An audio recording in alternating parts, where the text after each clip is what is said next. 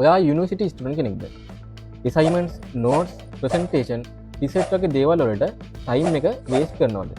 එහෙනම් ඔයා බලන්න ඕන වීඩියෝ එකක් තමයි අද මම මේ අරගෙන ආවිල්ලා තියෙන්නේ. ඔයාගේ uni life එක 10 ගුණයකින් වේගවත් කරන වෙබ්සයිට් 11ක් තමයි අද මම මේ වීඩියෝ එකෙන් කියලා දෙන්න යන්නේ. ඒ විතරක් නෙමෙයි මේ වීඩියෝ එක A level කරන ඔයාටත් ගොඩක් වැදගත් වෙනවා. හරි අපි බලමු එහෙනම් මොනවද මේ වෙබ්සයිට් 11 කියලා. පළවෙනි වෙබ්සයිට් එක තමයි canva.com කියන වෙබ්සයිට් එක. හරි ඊළඟ වෙබ්සයිට් එක තමයි willbot.com කියන වෙබ්සයිට් එක. තුන්වෙනි වෙබ්සයිට් එක තමයි grammarly.com කියන වෙබ්සයිට් එක.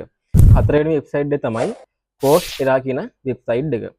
හරි පස්වෙනි වෙබ්සයිට් එක තමයි eds කියන වෙබ්සයිට් එක. හරි හයවෙනි වෙබ්සයිට් එක තමයි geeks for geeks කියන වෙබ්සයිට් එක. හරි හත්වෙනි වෙබ්සයිට් එක තමයි allaboutcircuits.com කියන වෙබ්සයිට් එක. හරි අටවෙනි වෙබ්සයිට් එක තමයි scribd.com කියන වෙබ්සයිට් එක.